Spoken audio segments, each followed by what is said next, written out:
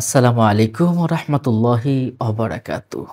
সম্মানিত দর্শক শ্রোতা, আল্লাহ পাকের কাছাকাছি যাওয়ার জন্য, আল্লাহ পাকের প্রিয় ভাজন হওয়ার জন্য আমরা অনেকে তাহাজ্জুদ নামাজ আদায় করি। আজ আমরা জানব তাহাজ্জুদ নামাজের যে ভুলগুলো আমরা করি, তাহাজ্জুদ নামাজের নিয়ম, কত রাকাত পড়তে হবে, কিভাবে পড়তে হবে এবং তাহাজ্জুদে ওঠার কিছু টিপস আপনাদেরকে ইনশাআল্লাহ জানিয়ে দিব। আশিকার মাশরুকদের ভিতরে প্রেমাস্পদের একটি আলাপ করার জন্য শ্রেষ্ঠতম সময় হচ্ছে তাহাজ্জুদ। আর এই তাহাজ্জুদের সময় আল্লাহ সুবহানাহু ওয়া তাআলা দুনিয়ার আকাশে এসে ডাকতে থাকে, কে আছো?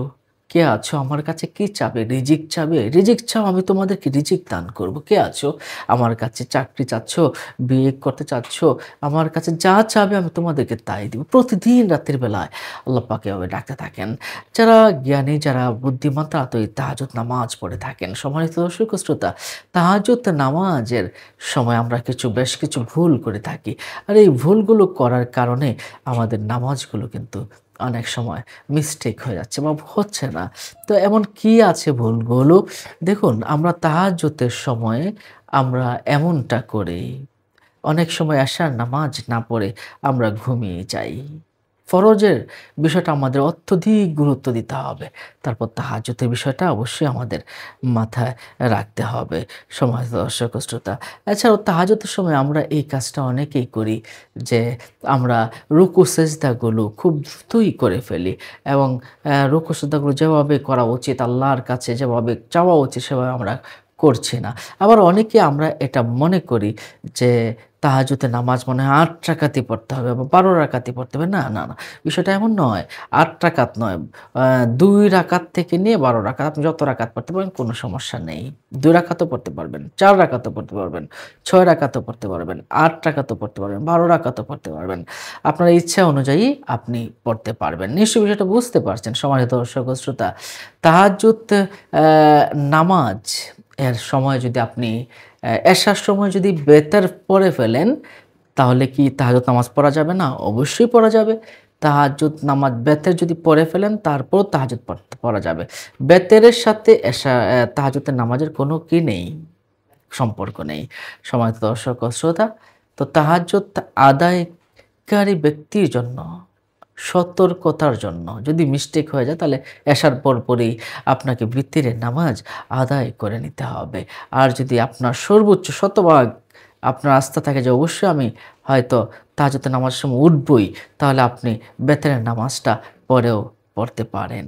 সম্মানিত দর্শক ও শ্রোতা, আপনি কি শেষ রাতে ঘুম থেকে জেগে তাহাজ্জুদ পড়বেন নাকি তাহাজ্জুদ পড়ে ঘুমাবেন? এই বিষয়ে মতভেদ আছে। আমরা হাসান বসরি রহমতুল্লাহ আলাইহ তিনি বলেছেন যে জেগে থাকলেও তাহাজ্জুদ পড়া যাবে। তো অধিকাংশ ওলামায়ে কেরাম, মুহাদ্দিসিনে কেরাম তারা বলেছেন যে ঘুম থেকে জেগে তারপর তাহাজ্জুদ পড়া। রাসূল সাল্লাল্লাহু আলাইহি ওয়াসাল্লাম এটাও করেছেন এবং জেগে থেকে দুইটাই পড়েছেন। আপনার যেভাবে ইচ্ছে সেভাবেই করতে পারেন। সম্মানিত দর্শক ও শ্রোতা, তাহলে তাহাজ্জুদ নামাজ কয় রাকাত? ২ রাকাত করে আপনি যত রাকাত পড়তে পারেন। তো নিয়ত কিভাবে করবেন? আমি ২ রাকাত তাহাজ্জুদ নামাজ, নফল নামাজের নিয়ত করলাম অথবা সুন্নত নামাজের নিয়ত করলাম। আল্লাহু আকবার বললে হয়ে যাবে। আরবিতে যারা করতে চান, নাওয়াইতু আন উসাল্লি লিল্লাহি তাআলা রাকাতাই সালাতিত তাহাজ্জুদি সুন্নাত রাসূলিল্লাহি তাআলা মুতাওয়াজ্জিহান ইলা জিহাতিল কাবাতিশ শরীফাতি। আল্লাহু আকবার বলে ২ রাকাত করে নামাজ আদায় করবেন। কোন সূরা পড়বেন? আপনার যে সূরাটা ভালো লাগে, আপনার কাছে যে সূরা পছন্দ হয় সেটা পড়বেন। আপনি যদি সূরা ইখলাস বেশি করে পড়েন অবশ্যই এটা সওয়াবের কাজ। সম্মানিত দর্শক শ্রোতা, একজন সাহাবী সূরা ইখলাসকে বাসতেন বলে তিনি জান্নাত লাভ করেছেন, জান্নাতের সুসংবাদ পেয়েছেন এবং আল্লাহর ভালোবাসা লাভ করেছিলেন। এখন আসুন আমরা কোন দোয়াটা করব?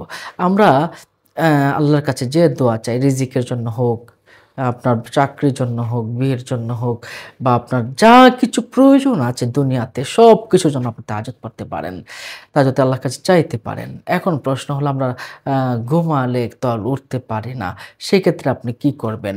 আপনি ১ম এ যে কাজটা করবেন, আপনি তাহাজ্জুদে উঠার জন্য আপনি আগের থেকে নিয়ত করে নিবেন, আল্লাহ আমি তাহাজ্জুদে আগামীকাল আজকে রাতে আমি তাহাজ্জুদে উঠতে চাই।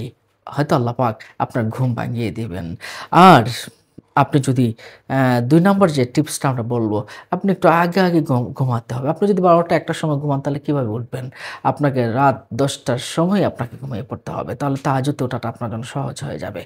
এরপরে আপনি অ্যালার্ম দিবেন। অ্যালার্ম মোবাইল আছে, ঘড়ি আছে, যেভাবে হোক অ্যালার্ম দিবেন। অ্যালার্মটা কি করবেন?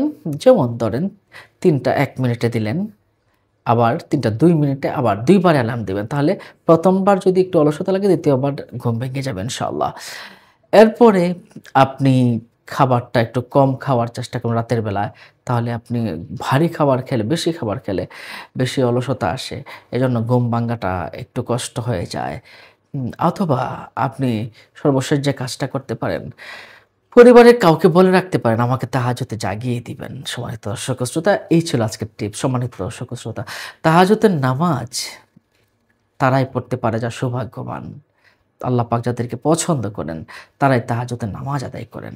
সম্মানিত দর্শক ও শ্রোতা, আপনার চাওয়া, আপনার আশা, আপনার মনের আশা সবকিছু কাকুতি, মিনতি সবকিছু আল্লাহ পাকের কাছে পেশ করার অন্যতম মাধ্যম হলো এই তাহাজ্জুদের নামাজ। সুতরাং আসুন প্রত্যেকেই আমরা কমপক্ষে সপ্তাহে ১-২ দিন করে হলেও আমরা তাহাজ্জুদের নামাজ আদায় করি। আল্লাহ পাক আমাদেরকে তাহাজ্জুদের নামাজ পড়ার তৌফিক দান করুন। আমিন। আসসালামু আলাইকুম ওয়া রাহমাতুল্লাহি ওয়া বারাকাতুহু। অন্যান্য মুমিন মুসলমান ভাইকে জানাতে শেয়ার করে দিন।